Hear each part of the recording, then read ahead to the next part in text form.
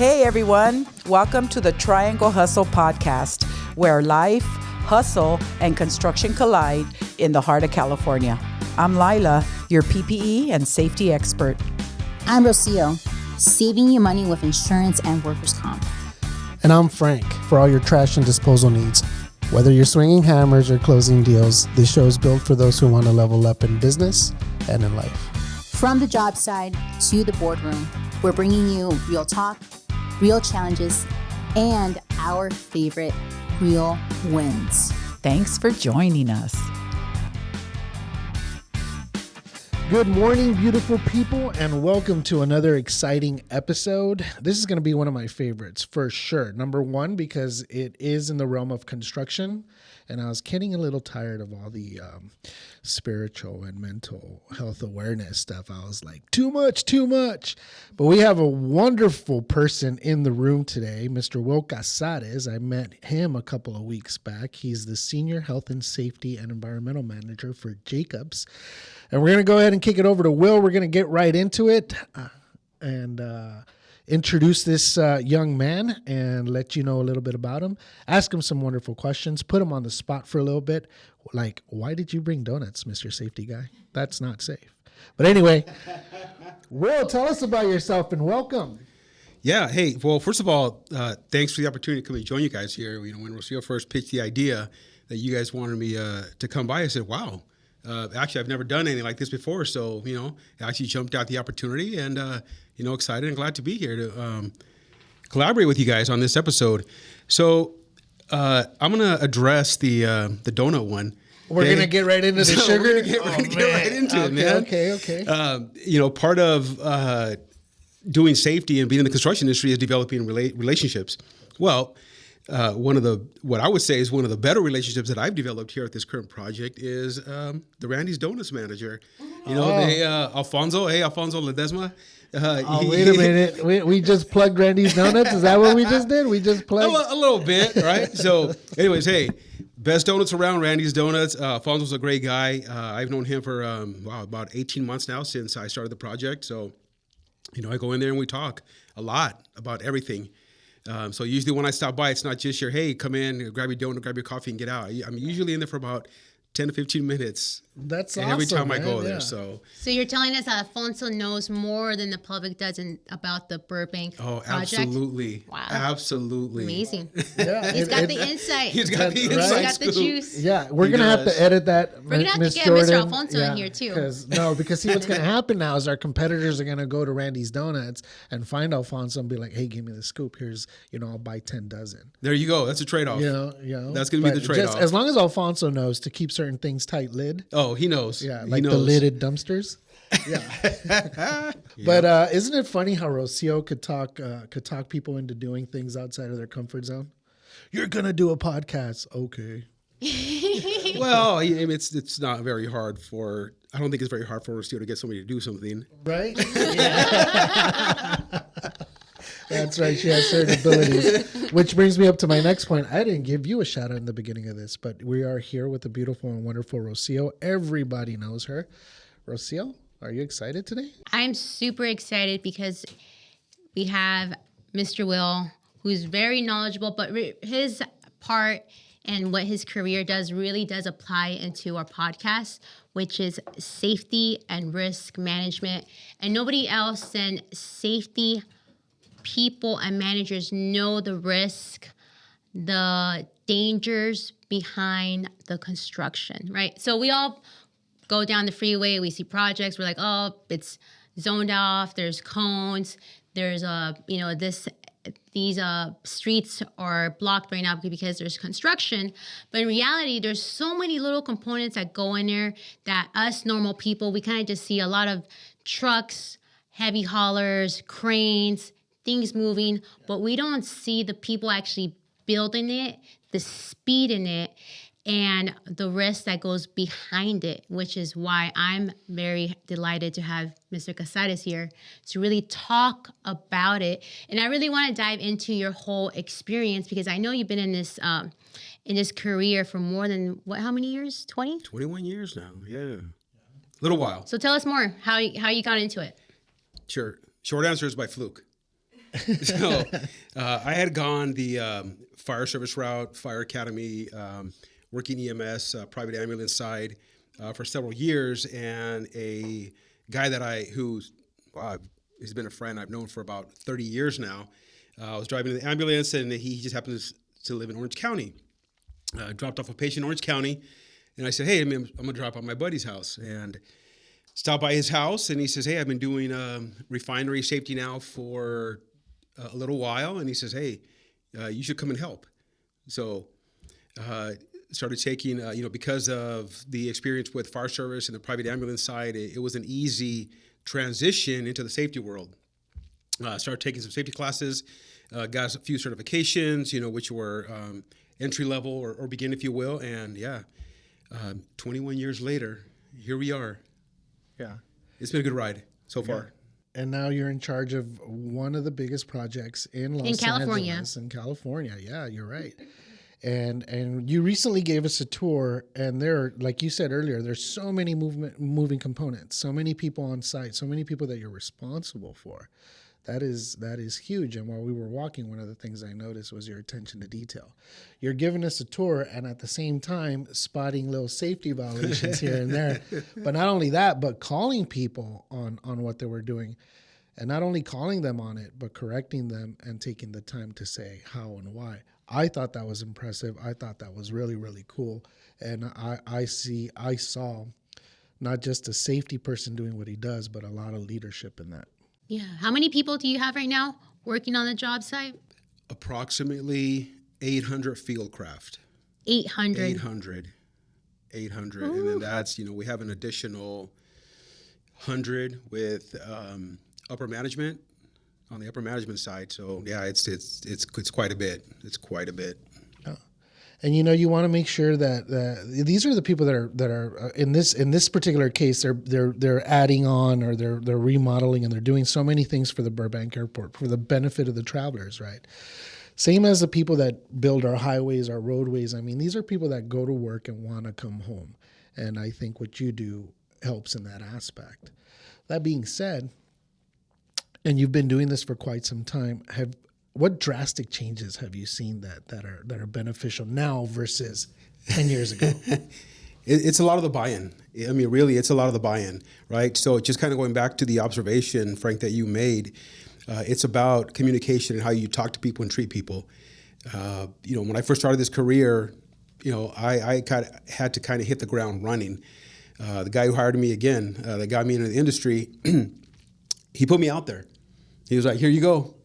It wasn't here's a manual, this how we do things, any type of formal training, like here you go. So I had no choice but to hit the ground running, which is a little bit of eye opener for me. And you just kind of pick things up and learn things along the way.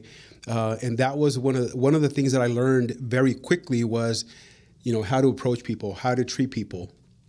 You never know what they're going through on their everyday outside lives, outside of work.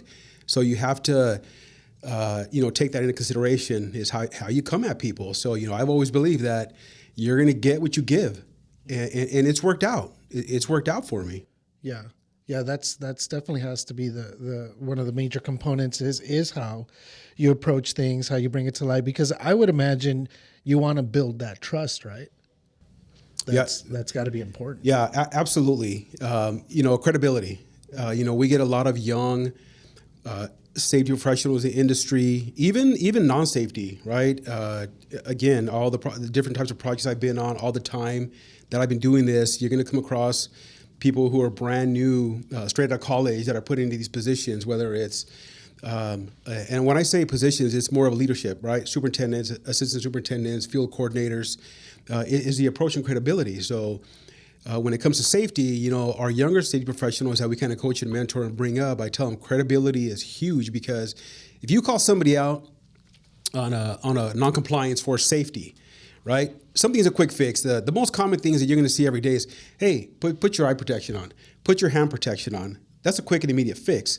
But if it's something that requires a follow-up, okay, you need to hold somebody accountable, right? And if you call something out to their attention, right? And then don't say, hey, okay, they commit, you got to make them commit. You got to say, okay, when should I expect a mitigation? if you just call something out and they say, okay, make sure you get it done, they're going to go, oh man, he's not going to come back around. He's not going to verify that we did it. Okay. So it's credibility. They have to know that when you ask them to do something and you ask them for a deadline, you are going to circle back and make sure that it's done. Right. Otherwise they're going to be like, oh yeah, no worries. This person will come by, ask you to do something, and then they won't even bother checking up on you. Mm-hmm. So credibility is huge. Yeah, most definitely. Well, we have a lot of safety professionals and insurance people that watch this. And you mentioned approaching, talking, and being direct. What about the training aspect? What do you consider and what do you advocate? Because there's a whole different process in saying we train right and then actually training and taking steps of making sure that they are applying. Because training could be really different from someone who's been in the field for 20 plus years versus someone who barely comes in and has seen it online and not knowing how to do it. So when it comes to training, what is your advice for safety professionals out there watching this? Okay, a couple different takes on this, Rocio. There's certain topics, especially with first aid CPR. Okay, I do not believe in online training, first aid CPR. You can't make corrections to proper CPR, how it's being done, okay? And there's other certain topics that, kind of feel the same way about. But when it comes to training with safety, again, there's a lot of different aspects to it. Non-compliance out in the non-compliance out in the field, again, can kind of lead to, is it the person just not particularly paying attention to what they're doing? There have been times, there's been lots of times where we start digging a little deeper and then figure out this person has not been trained for what they were doing. So it's a deeper rooted issue. And sometimes you got to start peeling back the layers and get to why we're getting this type of reaction and behavior out of this person. Typically the worker wants to work. Mm-hmm. So, if the foreman tells them, hey, go down there and do that work, they're going to say, okay, I'm on it. Now, most of the time, they're not going to sit there and ask, okay, do I have the tools I need? What steps do I need to follow? What about this? What about that? They're going to say, hey, I'm at work. I'm happy I'm here. I'm making money. I'm going to take some money home at the end of the day, and I'm good. I'm going to come back and do it tomorrow. So, again, training. Now, in my years of experience in the industry, I've seen a slow change, but with how insurance works now, as you guys really know, right? This is the analogy I always use when I'm explaining this to construction people, or the best way I can do it, right? Because everybody owns a car. Hopefully everybody's paying for their insurance on their cars, right? So I say, look, insurance with construction works the same, right? Your company has to pay for insurance. For you pay for insurance for your car. If you don't have any accidents, no tickets, your insurance is going to remain low, okay? In the kind of the correlation with construction is if your company starts having major accidents or any accidents and the money starts going out to pay for hospital bills, medical bills, their insurance rates are going to get jacked up. So to me, that's the best analogy to give to them so they understand and what the correlation is there. Because if you tell somebody, hey, you should be concerned with your company's EMR or experience modification rating, they're going to say, EM who? Mm-hmm. And they're going to go, yeah, whatever. What? I'll move on to the next job. Right. But it's just that understanding, all these companies are going to have what they call core employees. The core employees move around from job to job, state to state. And then, of course, because now everything's big with project labor agreement and they have to have a certain percentage of local hires. Mm-hmm. Again, that's where some of the challenges come in too, right? On the flip side of that, all these union contracts that are being required to be used on these huge projects, right? All the training is done when they are in their apprenticeship program, which typically lasts between 3 and 5 years. And it's very rare to see updated training for any of the craft hands after they journey out. Mm-hmm. So that's a big challenge in the industry as well, right? And most of the times, with all union contractors, they carry their union cards. Those union cards have a QR code on them. You can scan the QR code and everything is listed as far as training they've taken, whether it's expired, whether it's current. So, if anybody we approach out in the field and we say, fall protection issue. Hey, you have your card on you, or what training certification you have. Most of the time, they'll take out their union card. We can scan it. We can see, hey, you're expired. You don't have it. Come off the lift, the aerial device, whatever that is, and then we have some deeper issues, right? So we got to start peeling back the layers. But so those are the different challenges, with training. But it is coming around because, again, these corporations that are landing these major contracts with big money involved, they're seeing that they have to do these things, whether they have that culture or not. It's going to benefit them in the long run. Oh, yeah. Yeah. And you brought up an important point that I'm very huge on, which is the EMR or XMOD. And you being from Jacobs, you know that EMR and XMOD is very key and influential for contractors, right? So Absolutely. You being the senior HSC manager overseeing Jacobs, and as the construction manager, you having GCs or subcontractors with a higher EMR, that puts your radar like, oh, I have to keep my eye out because these guys are a risk. But to piggyback off that, you tend to hire people with lower EMR rates rather than including vendors, right? Well, vendors are different, a little bit of a different. They have a little slightly. Yeah, it's a you little get away. different. With Rocio's point to XMODs, I've been on the what would be considered right now with Jacobs is the CMPM, construction manager, project manager side.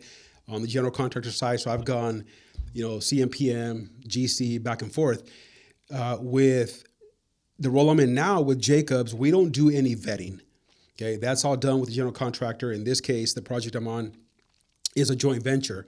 So the vetting for their trade partners or subs comes under their responsibilities, right? Now, when I've been on the GC side doing the vetting, we have certain criteria they have to meet. A lot of the times, with we kind of look at the industry standard to see if, they fall under that category. You always want them to fall under to be able to say, hey, we have a culture, we're doing things right. We're not getting people injured or worse. And there have been times where they don't quite meet that criteria, where we have to ask for a bunch of other documentation, because we'll run establishment checks through the OSHA website to see what their records are 5 years back, 10 years back. Their citations, what were the citations for? What are their visits? Why is OSHA visiting your site?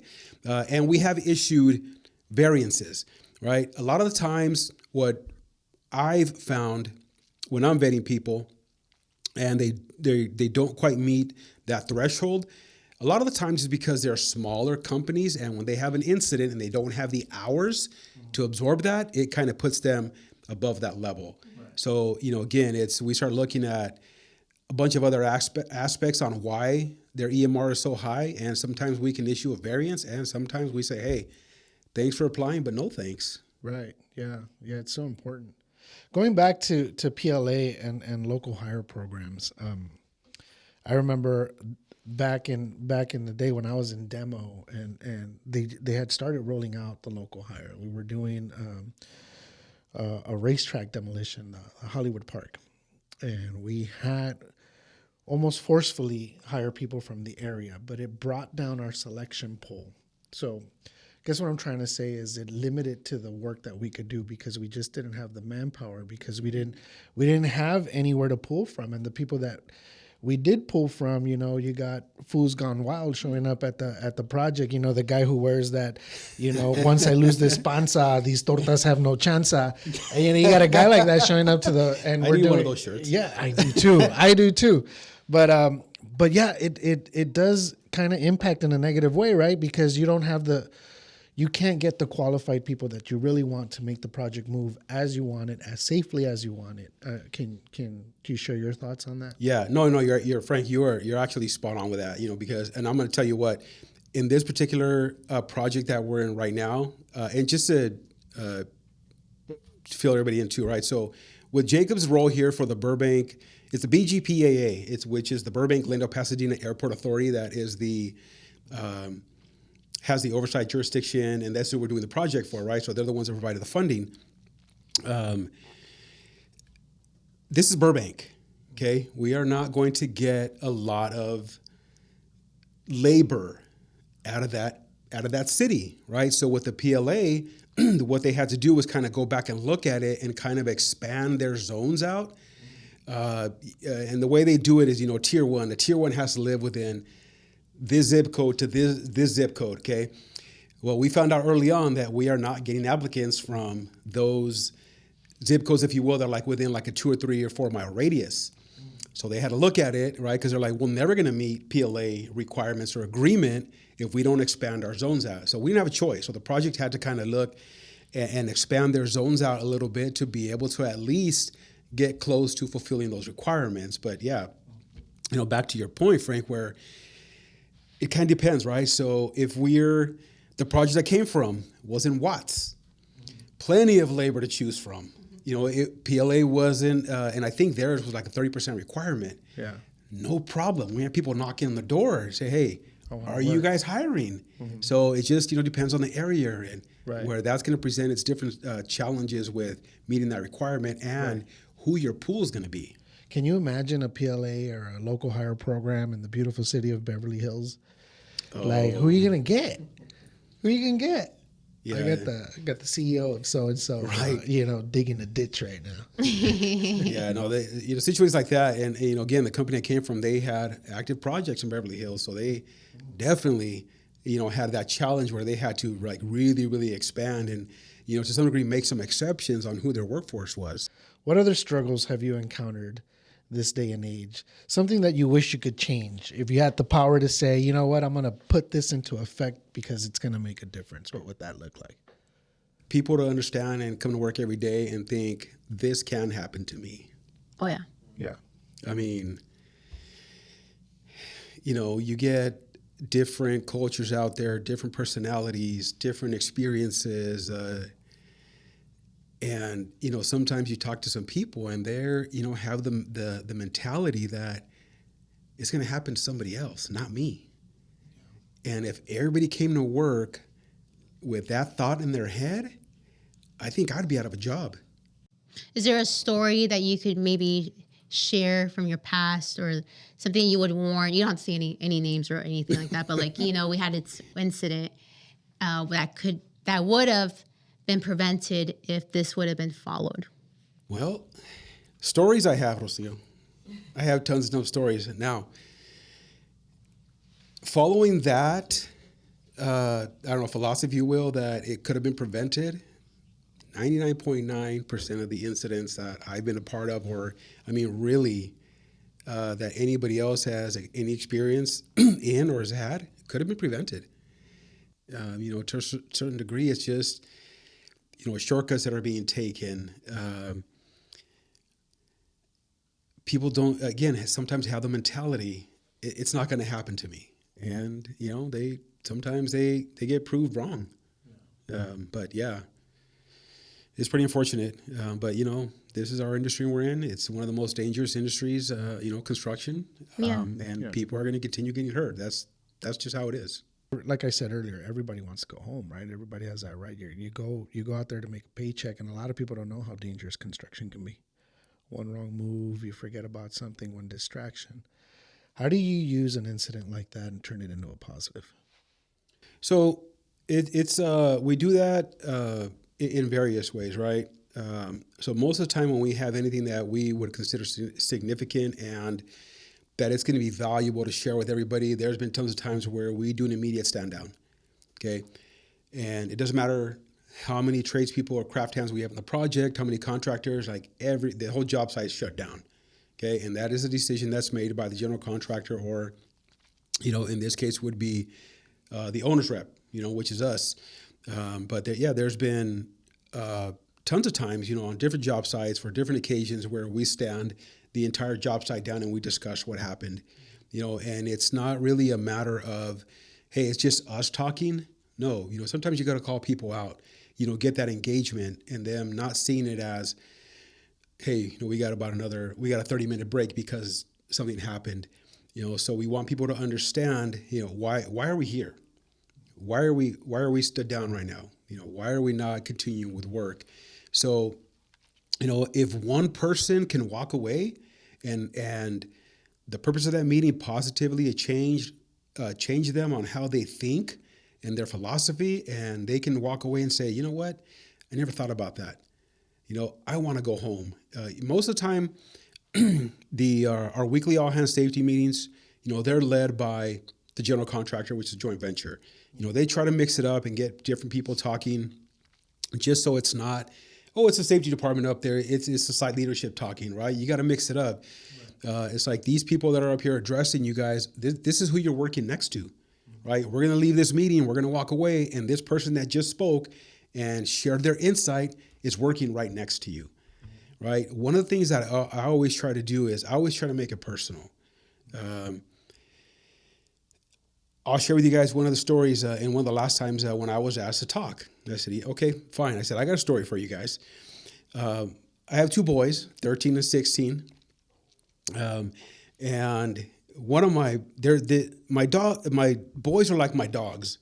One is just crazy, go, go, go. And the other one is super laid back. Uh-huh. My 16-year-old is like my dog Oreo. He's just super, super laid back. My 13-year-old Matthew, he's the one that he needs to pump the brakes sometimes. So TV that I had hanging on our living room wall happened to break.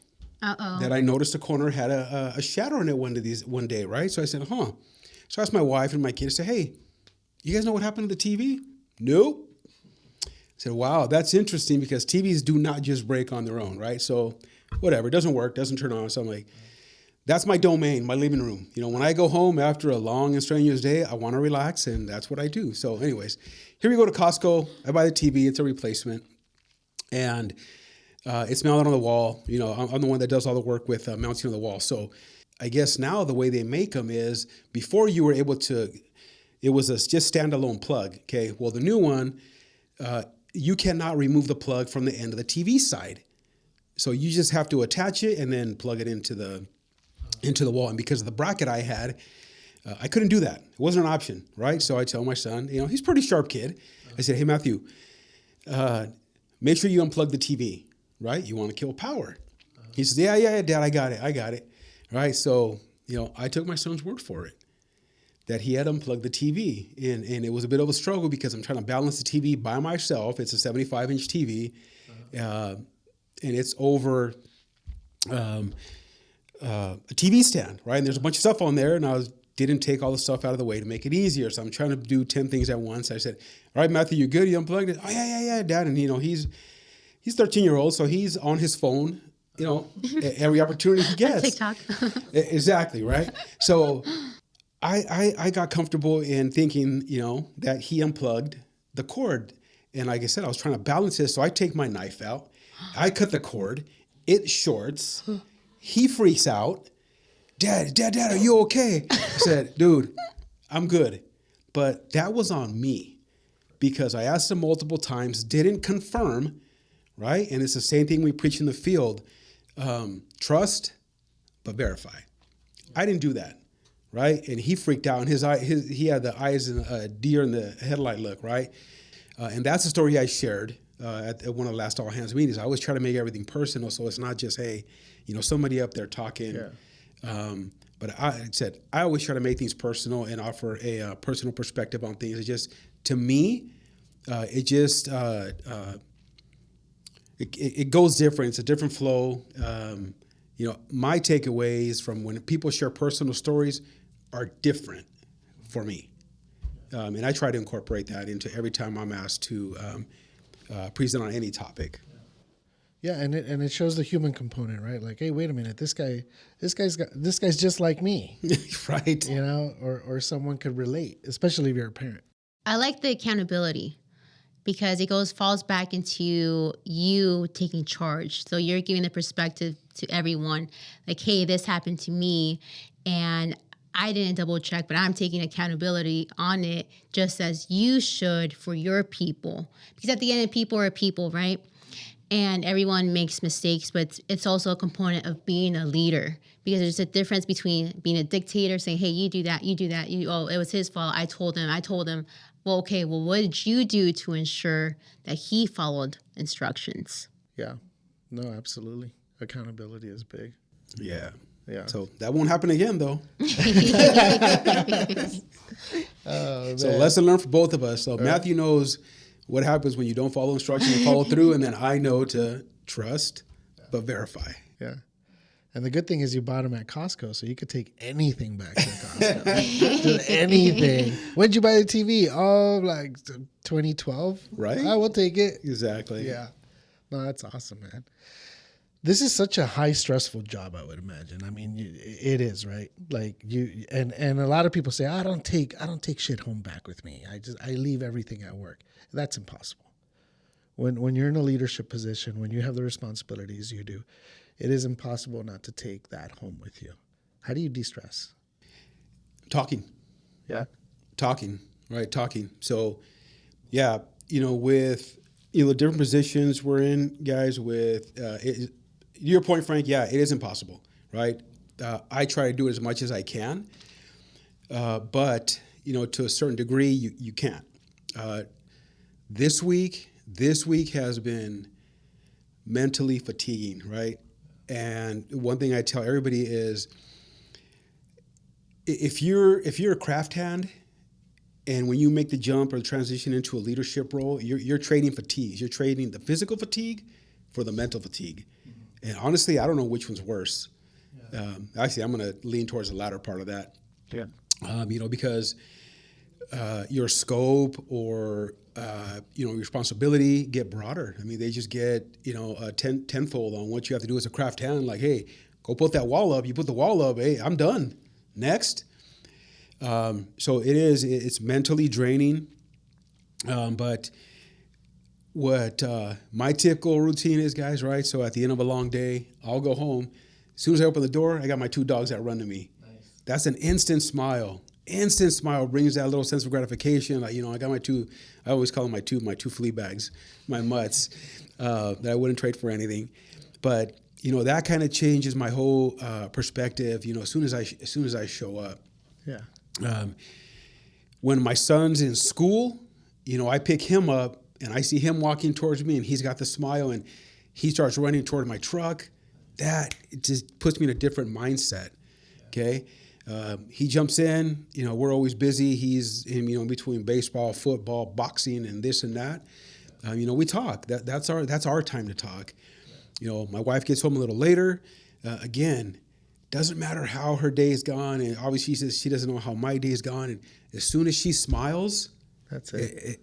Again, it's a whole different mindset, right? And then of course, as we come home and kind of decompressing, I always ask her, hey, how's your day going? How's it been? How did it go? And then, of course, she, flips it back on me. How did and, that's how we kind of balance each other out. Some days, there's been days, guys, where I go home, I shower and I go to sleep. I just, it's been just such a mentally taxing, fatiguing day. Now, those are kind of far and few in between because I don't try to let that, affect my relationship at home. But, sometimes it does. And you need those days, right? You need days of rest. Like sleep is so important because you're just like physically recharging, mentally recharging, spiritually recharging, right? It's so important. Yeah. Well, I'm gonna dive a little out of this from Jacob's senior HAC to now Will Casarez, awesome. Which is sounds like dad, husband, and family man. Professional bull rider. You said it's so because on our podcast we don't only dive into business, we kind of do dive a little bit into family because that's one of our biggest components here. Because it's a little triangle. So we got the business side, the spiritual side, and the family component. Nice. All three kind of have to balance out because, right, you can't. It's a single man's life is completely different from a married man. A married man's life is completely different from a married man who has kids, children, and a wife. Thanks a lot, Rocio. No, I'm just saying, like it's different because we have different people listen to us. We have different people in different stages of their lives. Some people are getting married, some people are getting divorced, whatever it is. But being married and having children, I don't have any children yet, but I could only imagine the balance, the heart, especially from a man's perspective. So I want to kind of bring it out a little bit because I don't think you guys get enough thank yous, enough appraises for what you do, because as a man, it's kind of, you have the leadership of leading your family, right? Because your kids are under distress, your wife's under distress. You're kind of like, oh man, this is on me now. So I want to dive into, did you have any prior leadership from your prior family to the man you become, or was it something that you aspired to be? You know, Rocio, it's a little bit of both. You know, being raised by a traditional, I'm going to say Mexican Latino family, right? There are certain things that I was taught or shown, and there's a lot of stuff that wasn't taught or shown. So on the flip side of that, you know, I knew that when I had my own kids, you know, I had this mental map on how I wanted to raise them, you know, not only as people, but now I can say as men, because I only have 2 boys, right? You know, one of the things that we always talk about, and the one thing I always try to instill to my boys is, first of all, you got to be a good person. You got to be a good human being. Growing up, you know, you want to put yourself in a position, you know, obviously to be successful, to have and make a better future, than, you know, take advantage of opportunities that I didn't have, that my wife didn't have. And, you know, to even take it a step further, is I always tell them, you know, you want to grow up to be a good dad, a good husband, a good partner, a good provider, and be able to teach that to your kids, you know, because, you know, nowadays everybody has kids, but I'm guessing my boys are going to have kids eventually. But, you know, I try to steal these principles. Unfortunately, right now there's a lot of people out there that don't have dads, or weren't raised with a dad component. That's a sad truth. Mm-hmm. It is. You know, even with, you know, the involvement that I've had. So just to give us a little backstory. So my boy is 13 to 16. My 16 is from a previous relationship. So I always call him my part-time kid, you know, because I pick him up every other weekend, you know, during holidays and summers. You know, then he comes stays with us for a couple weeks at a time. And, you know, Matthew, I call him my full-time resident. So, you know, even though, I mean, what's up, FT? What's up, PT? Yeah, right. So, you know, I mean, I love my boys to death. And I'm thankful and fortunate that, you know, for my boys, you know, they're good kids. You know, I'm not the kind of parent that lives in this fantasy world where, you know, I think my kids are this, or no, you know what? I know what I have. Yeah. They're good boys. You know, they're good boys, and I know they're going to grow up to be somebody. Yeah. But, you know, all the involvement that I've had with both of them, I see, you know, their friends at school, their friends outside of school. And, you know, back to, you know, the point is, yeah, you know, they don't have that father figure in some of these kids' lives. And you can see that. Yeah. Someone told me, you know, the way things are nowadays, the times that we're living, it's like we're not making men anymore. We're not making good, strong leaders, men with some traditional values. And I'm not saying that all traditional values were good, right? Because you don't want that machista or whatever. But you do want to because I have 2 boys, and they're accountable, and they take accountability, and they're not perfect, but they understand that they're not, and they work hard, and all that, you know, stems from my relationship with my father. And these days, you got guys that, for one reason or another, don't want to stick around. They can make the baby. It's usually a chain effect because they didn't have someone there present. So it's kind of like, you know, just the family effect of what goes on, and you kind of just end up like a little wild animal, like having kids here, having kids there. That's what they know. I trip on the guys, and I see them everywhere. They make babies everywhere. And they got like 10 babies, and they never have a problem finding a woman. They're always in a relationship. And you would think, you know, the woman on the other side, oh man, you have 10 kids, but I think I could be the one for you. Right? That is so I'm going to change you. Yeah, I'm going to change you because you know, the Lord's going to make you a good man. No, the fuck he's not. No, he's not. He's a hoe.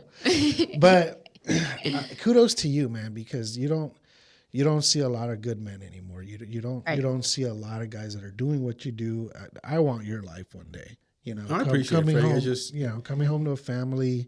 I have a dog now, so I have something to come home to because my boys are rarely around, but they're busy. They're older too. And they're older too. Oh, So okay. the audience knows But- they're not. But yeah, man, They're that's adults. such a blessing, dude. Such a blessing, man. You know, I mean, it truly is. It truly is, guys. And like I said, it's I always tell them too, right? I say, I want you guys to have a different experience than I grew up. My 16-year-old, they're both 2 days apart in the same month, 3 years apart. Birthday is on August 6th and the August 8th, right? So about a year or so back, my 16-year-old says, Dad, I think I might want to do what you do. I said, absolutely not. I said, absolutely not. I said, you're going to go to school, you're going to get your degree, and you're going to move on. But to me, I was like, wow, he wants to do what Dad does, but I'm not going to tell him. It's, guys, this field has really, really changed. I mean, really, really changed, right, from a safety professional aspect. But, to me, I just want him to do things different for himself. It's been a great career for me, but I just want him what I would consider is to move on to bigger and better. I completely feel you. I had a similar conversation with my son Gabriel once. And, he was at a crossroads where he's trying to find himself. He's our sales coordinator, and he was kind of, sometimes you don't give yourself grace, right? Or you need a reminder of how good you are. He's like, I don't have direction. You're great at what you do. You do this so well, and I don't have that. And I'm getting so frustrated because what the hell am I going to do? What is my calling? And I said, bro, calm down. You're 24. These are your good qualities. This is what you do have. You have a beautiful heart, a beautiful soul. It's not a race. It's your journey. You're going to find it, right? But it's those conversations where they lean on you and they trust you. And that makes it worth the whole father thing, right? Yeah, absolutely. And then of course, Rocio, you can't relate yet. Right? Not yet, but I can't relate neither because I would be the mother, right? Because I respect both sides because that's why God created woman and man because there's two different perspectives that a woman brings to the table and the man brings to the table. And both people have to find ways to balance each other out. So based on, I don't know your wife, but based from the personality that I know you, I'm assuming your wife is more like soft, gentle. No. You are spot on with that. Right, because you have to be the yin and the yang to Matthew, balance. don't lie to us, man. Well, if she's gonna watch, we'll wave. Hello, she is gonna watch this. She knows. If she's taking off the chancla and chasing you around, like, we'll get over here. Well, she knows how to get me.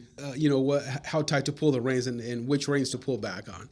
But with the boys, like I said, my 6-year-old who's the introvert, and then Matthew, who's the extrovert. Matthew knows exactly what buttons to push on his mom and how to get things out of her, right? Because she is a softie. And then with him, he's just so very strong personality, a combination of her and me, right? So he gets I'm going to say the best, but it's actually the worst of both of us. But yeah, he knows exactly what to get from who and how to get it.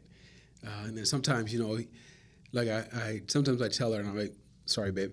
I'm like, he tries to punk her and I say, no, you need to put your foot down because I cannot be the bad guy every time. I just can't. I'm like, and you allow him to punk you, he's just going to roll with it. And sometimes he does, right? And then, of course, I got to step in and check him. And then he knows. I'm like, dude, if I got to tell you again, you're not going to be a happy kid. But, I tell her, you got to put your foot down with him. She's gonna see this episode. Probably she is. And probably get the belt and hit you. Hey Jordan, can we look up the international sign for domestic violence? Just in case. I think it's this. But like if you're being abused, Will, after this episode, let you guys know. or is it? It's one of these things. I'll let you know because she's like 5'1".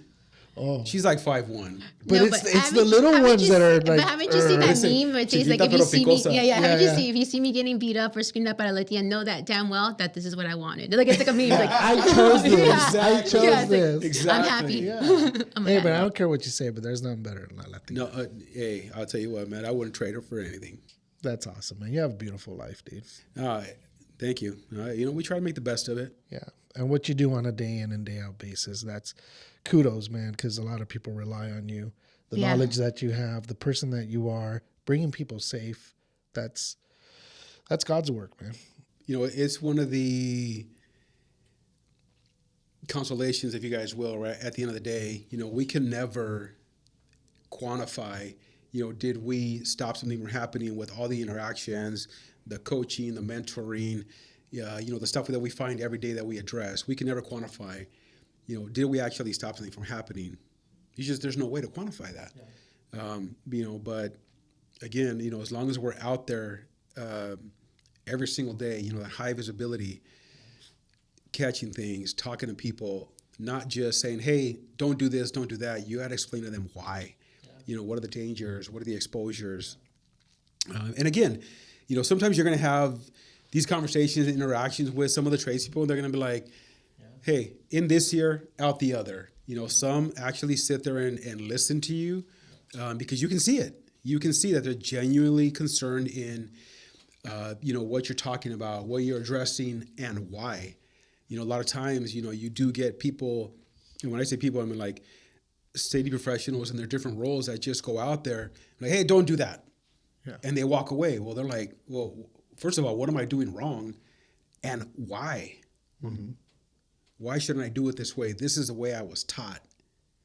And that's the only way I know how, right? So one of the things that I learned very early on in my career that I always share and tell my, you know, our younger safety professionals when they start out in the industry is, listen, don't ever put yourself in a position to direct somebody, right? Because if you direct them and they do it wrong and it has a negative outcome, they're going to say, that safety guy told me to do it that way. Yeah. Said, you know, you always refer back to them. Hey, what is your company policy? Who's your company safety rep, right? If it's, you know, because the company doesn't have the culture, they don't have a full-time safety professional, they don't have different resources, we can make suggestions, right? So I always say, well, if I'm in your situation, I would do either this, or this, and never put myself in a position to say, you know, the trade partner says, oh, he told me to do it that way. Yeah. So that's kind of my, you know, kind of scapegoat, if you will. I can offer suggestions, and because I always tell everybody, guys, use me as a resource. You know, I've been doing this for a long time. I've seen a lot. Use me as a resource. I can offer suggestions, but I will never direct you to do something because Will wants you to do it that way. You kind of have to tell them, hey, man, I fucked up so you don't have to. But if you don't want to listen to me, go ahead. Pretty much. You know who would have been a great safety person? My tia Selena. Shout out to my tia Selena. Because there was this one time she was making pozole, and my little cousin was about 6 years old, and he kept wanting to touch the pot. And she was like, don't touch the pot. And there he goes again, trying to touch the pot. She's like, don't touch the pot. It's hot. It's going to burn you. And here he comes again. He's like, órale, pendejo, touch the pot. And he touched that shit, cried for like 2 hours, but he never touched the pot again. Lesson learned. Yeah. Or maybe she wouldn't have been a good safety director. I don't know. I don't know. That's a good one. Yeah. But before we wrap up the show, Jacobs right now is involved in this project at Burbank. What other future projects are we looking at for next year? I don't know if this is still... No, I guess I can share because contracts have been awarded. And if it's not, sorry, Jacobs, putting this out there. Jacobs have been in pursuits. We have a week to edit it. So. Right? Oh, yeah. Oh, good. Now it gives me time to double check, see if I can share this or not. So Jacobs was awarded the expansion contract for Ontario Airport. Oh, nice. And with the expansion contract is they're going to be making Ontario International. Oh. So there's going to be lots of work there. That's my spot. That's right next to my office. Yes. Right. So now you won't have to fly out. And there's federal funds, right? Absolutely. Oh yeah, that means we could service it. So absolutely, yeah. Covered. So you won't have to go all the way to LAX for an international flight. I hate LAX. I mean, I love the business you give us, Lawa. Thank you very much. I truly appreciate it. Right? I hate traveling out of your disgusting airport. Yeah, and then also Jacobs also got awarded the CONRAC or the Consolidated Rent-A-Car for Denver Airport. Oh, Denver. Nice. So that's going to be, there's a whole pre-con phase and then to actual construction. So those from my service line side of the business, because Jacobs is an international company with 50,000 plus employees, and I mean, we're in everything: CMPM, design, engineering. You guys are worldwide. Water, yeah. But my service line, that's why I know that our involvement and that those contracts were awarded. You stick to the civil, right? Well, it's a lot of civil, but a lot of infrastructure. Our service line is infrastructure, capital improvement projects, things of that nature. So, again, that's why I'm in tune with that side. Of course, we see on the corporate level the emails that come out where, they say, hey, these are wins for the company, and you see the different service lines, the different types of work that is awarded. And I see it, again, because they're corporate emails that get sent out, and they're just all these different projects in all parts of the world. Yeah, but that's would you ever travel? Great question, Frank. So, kind of going through, the list here that you guys sent me on questions, the one that, kind of stood out with me, and actually I've been thinking about the last couple of days, and I discussed even this morning, was talking to my wife about it, was, like takeaways, memorable moments or things like that from different projects, right? But there's takeaways from every single project, memorable moments, relationships that are developed. But I was actually with Jacobs in the past couple of months. I was able to be a part of a group of Australian delegates who visited here in LA, who are doing the planning for the Australia Olympics in 32. Oh, wow. Jacobs does have involvement with LA 28. So they came by to see our involvement, what we had planned, infrastructure type planning, especially with a lot of the events that are going to be held in downtown LA. Transportation is huge. So I was pretty fortunate to be a part of that, which was awesome. At the end of that, on the Jacobs side, we had some very high-level executive vice presidents that were a part of that, because they had to facilitate, these Australian delegates, if you will. Mm-hmm. So anyways, at the end of that, with my boys being 13 and 16 and some of the conversation that transpired after, and one of the executive vice presidents says, hey, Will, what are your thoughts on being part of the CMPM team in Australia? I said, by that time, we're going to be empty nesters. So I said, I'd go down to Australia, absolutely. Yeah, you should. 1,000%. Don't even think about it twice. Yeah, a couple of years for a few years. And, the boys are going to be off in college or even done with college. Why not? That'd be such an amazing experience for you. Yeah. You don't get those kind of opportunities. Exactly. Right. You got to capitalize. Yeah. Regardless of what the situation's like or what have you. You gotta go. We will follow you on LinkedIn and support you. No. We're gonna follow you to Australia. Make sure let's say you are empty nesters. Say you're not. So you have 2 extra bedrooms, so that when we come visit, then we can shack up. We don't have to, because we do make a little money, but we don't want to spend it. So we'll just shack up with you and put some shrimps on the Barbie or whatever those Aussies exactly. say. Well, what they do down there. I just throw this out there too. So early in my career with Jacobs, my boss had asked if I was open to going down to South America for work as well. And I just remember that right now.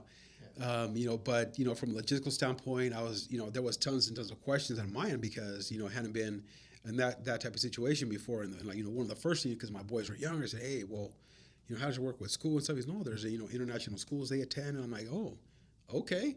And, kind of entertained the idea and, allowed him to include my resume with that package. Nothing ever came of it, but I was like, wow, that would have been kind of cool. A year or two down in South America, that would have been a good experience. And if you could put yourself in that situation, obviously without it impacting your personal life in any way, you should definitely do it. Yeah, no, absolutely. This is, I've been back with Jacobs for about 18 months. My first go around, it was almost 4 years. Did a bunch of work out in the high desert with him. And my boss is a great dude. So Glenn, thanks for being great. First time around at the end of the projects that we wrapped up over there, he says, hey, I got out of state and I got Northern California, but because, my kids' sports and I've actually managed and coached, their organized sports teams, I said it wasn't an option for me. So that's where I ended up parting ways because I said that's just not for me. I couldn't. But, now years and years later, and the boys, we're on a different path now. I'm like, now that is an option. I said, man, I'll go see other parts of the world. Why not? Yeah. Definitely. Yeah. That's a beautiful part of being at your age and having your children grown up. They're probably going to be in college dorms. Oh, yeah. And you have your beautiful wife. You guys, can now set aside that stage towards retirement.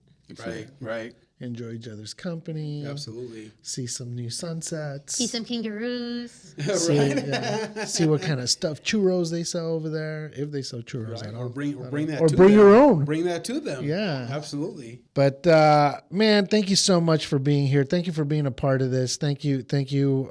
I'm so blessed to have met you through Rocio. And this is how we work. This is how they operate. These are the blessings that we get from doing the things that we do. And we got some bins out. So yes, you did. Yeah. Yes, you did. And that's I think it's all connections. It's all connections. Really, Frank and Rocio, thank you guys for this opportunity. This really, really has been my pleasure. Yeah, and that's really what I told myself I'll tell you today from the bottom of my heart, man. Thank you so much for opening those doors and you as well, Rocio. Yeah, it's been a pleasure getting to know you, and I have a feeling we're going to be good friends. Absolutely. Absolutely. And I hope you guys are able to enjoy this podcast. And it's been a pleasure to know your career and get to a little bit know more about your personal life. And I hope all of you guys out there, especially safety professionals, because I know we have a huge following on safety professionals, the insurance.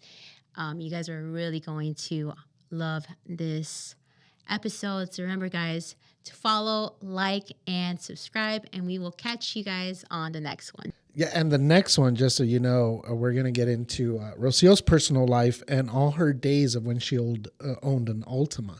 And I cannot that wait. Was 10 years ago. I cannot wait to hear those stories because, some shit went down when people owned Altimas. Yeah. Those were the ratchet days, the all or nothing days. And everyone's excited to see that episode. And I know I'm excited. So tune in next week. Thanks for listening to the Triangle Hustle podcast. If you like what you heard, please give us a follow, a like, and a share with anyone who might be interested in hustling with us. Leave us a comment. Let us know what other subjects you'd like the Triangle to cover. We'll see you next time.